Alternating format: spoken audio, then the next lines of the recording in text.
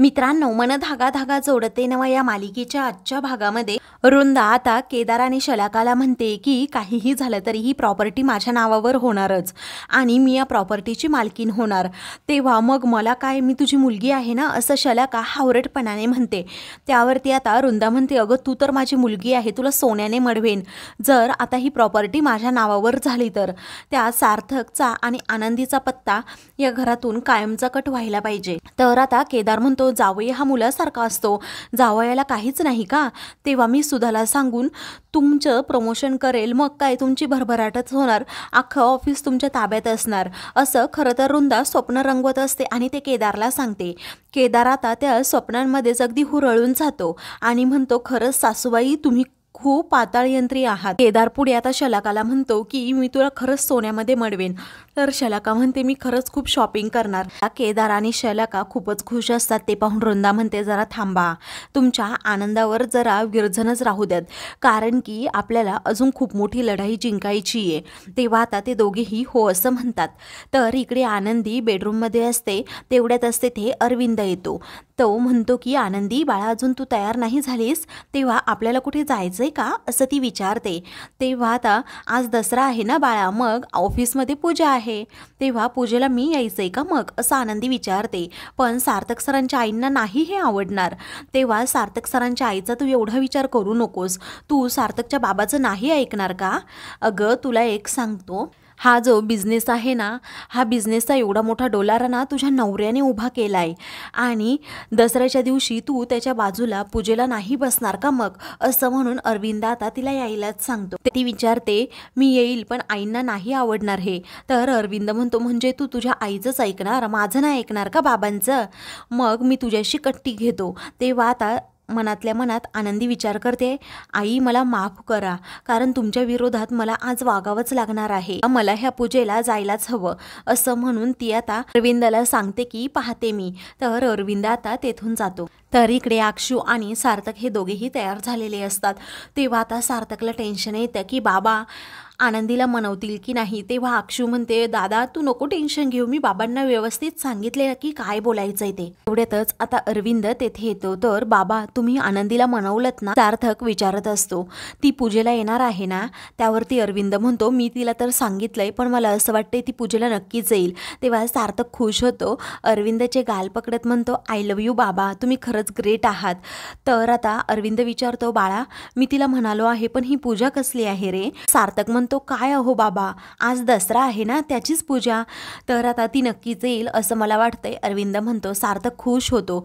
तर आता आईचं काय, असं तो आता अक्षूला विचारतो। तेव्हा आईचं तू टेन्शन घेऊच नको, मी आईला हँडल करते, असं आता अक्षू म्हणते आणि लगेच सार्थकला रूममध्ये जायला सांगते। तर दुसरीकडे लीना ही गाडीची पूजा करत असते। सानू अण्णांना विचारते, नक्की ही पूजा कसली आहे?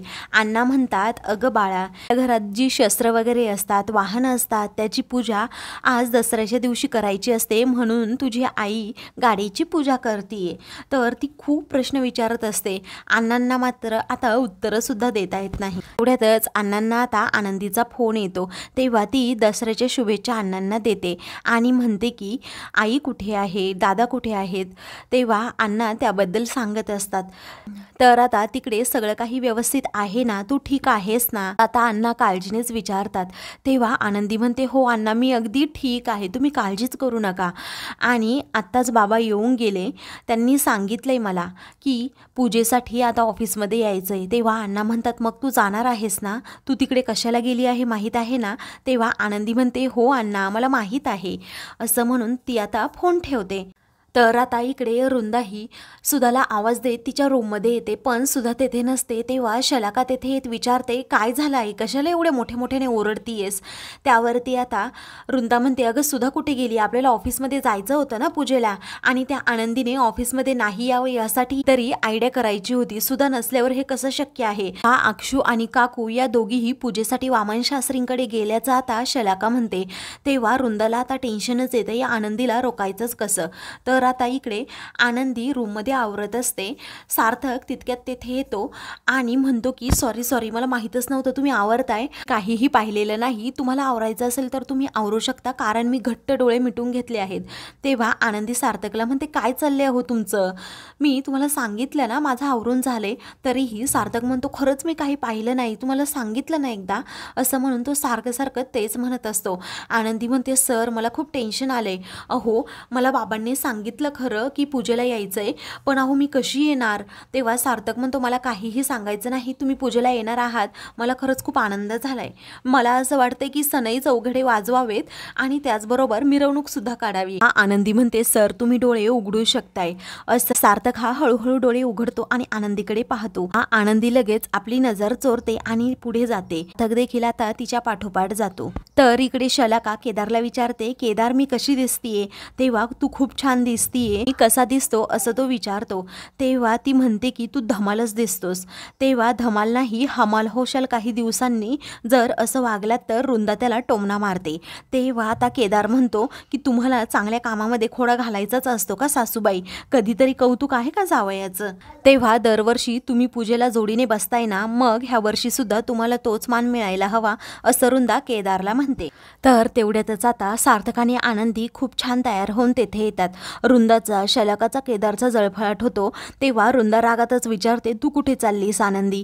तेव्हा मी पूजेसाठी चालले आहे आता आनंदी म्हणते. तेव्हा वृंदा लगेच तंतन करू लागते, म्हणते की सुधाने तुला परमिशन दिली आहे का, थांब मी सुधाला अगोदर फोन करते आणि मग विचारते. त्या सार्थक रागातच म्हणतो काकू मी घेऊन चाललोय आनंदीला ऑफिसमध्ये. तस तेथे अरविंद येतो आणि म्हणतो त्याची काहीही गरज नाहीये, सुधाला वगैरे कोणाला विचारायचं नाही, आनंदी चल ऑफिसला. वृंदा रागातच आता अरविंदकडे पाहते. तर अरविंद म्हणतो ते ऑफिस माझं आहे, मी सुरू केलं होतं, ज्या मुलाने तो बिझनेस वाढवलाय त्यामुळे आनंदी आणि सार्थक ऑफिसला येणारच असं म्हणून आता अरविंद आनंदीला घेऊन पुढे जातो. तर सार्थकला आता हसू येतं. इकडे ऑफिसमध्ये आल्यानंतर शकू बेनारेला विचारते की अहो आनंदीताई येणार आहे की नाही. तेव्हा बेनारे म्हणतात जसं काय, मी त्यांच्या घरीच होतो तेव्हा मला माहीत आहे ते येणार आहेत की नाही. अहो मला कसं माहीत असणार. तेवढ्यातच आता घरातील सर्वजण तेथे येतात. आनंदीला आणि सार्थकला त्याचबरोबर अरविंदला पाहून सर्वांनाच आनंद होतो. तर आता बेनारे लगेच अरविंद बरोबर गप्पा मारू लागतो आणि म्हणतो तुम्ही खूप महिन्यांनी ऑफिसला आलात. तेव्हा अरविंद म्हणतो हो माझ्या सुनेचा पायगुण. सगळेजण आता कौतुकानेच आनंदीकडे पाहू लागतात. तर शकू म्हणते आनंदीताई बरं झालं तू ऑफिसला येणार आहेस, येणार म्हटल्यावर मी सुद्धा ऑफिस जॉईन केलं. आता सार्थक म्हणतो बाबा तुम्ही पूजेला बसा. आता अरविंद म्हणतो नाही मी नाही बसणार, आज तू तुझ्या बायकोसोबत पूजेला बसायचंय. आनंदी सार्थक एकमेकांकडे आता पाहतच राहतात. तेव्हा आता वृंदा केदार शलाकाचा जळफळाट होतो. वृंदा म्हणते शलाका तू म्हणतेस ना ते बरोबर आहे, या आनंदीने म्हाताऱ्याला फितवलंय. तर आता इकडे केदार म्हणतो सासूबाई सगळी चक्र उलटी फिरतायत. तेव्हा वृंदा रागातच म्हणते मी फिरू देईल तेव्हा ना, मी सुधाला आता फोन करून येतेच. तर इकडे आता पूजा सुरू होते. आनंदी सार्थक सारखे एकमेकांकडे पाहतात. गुरुजी देखील तेथे आलेले असतात. दुसरीकडे वृंदा सुधाला फोन करत म्हणते अगं पटकन ऑफिसला निघून ये. तेव्हा कागज सुद्धा विचारते. अक्षु तिच्या बरोबर असते, पण आता अक्षु लगेच मळमळण्याचं नाटक करते. तर सुधा खूप घाबरतच फोन ठेवते. काय होते असं अक्षुला विचारते. अक्षु ड्रायव्हर काकांना गाडी थांबवायला सांगून गाडीतून खाली उतरत मळमळतय असं नाटक करते. इकडे पूजा सुरू असते. तेव्हा गुरुजी आता आनंदीला म्हणतात की तुम्ही एक फूल हातात घ्या आणि नवऱ्याच्या हाताला हात लावा. आनंदी सार्थककडे पाहतच राहते आणि मनातल्या मनात विचार करते देवा मला माफ कर, मी इथे का बसली आहे ते मला माहीत नाही, कारण मी सार्थक सरांच्या आईला शब्द दिलाय काही दिवसातच इथून जाईल, परंतु आता तूच मला सांग मी काय करू. तर आता मित्रांनो पुढील भागामध्ये सगळेजण आनंदीला नाव घ्यायला सांगतात, पण आता सार्थक म्हणतो नाही अगोदर मीच नाव घेणार असं म्हणून तो आनंदीसाठी खूप छान असा उखाणा घेतो. तेवढ्यातच आता सुधा तेथे येते. अगं तू माझ्या माणसांना माझ्या विरोधात उभं केलंस, जसे संस्कार तशीच मुलगी असं म्हणून ती तिच्या आईबाबांचा देखील अपमान करते. आनंदीला आता खूप राग येतो. अशाच मालिकेंचे पुढील भाग पाहण्यासाठी चॅनलला सबस्क्राईब करा.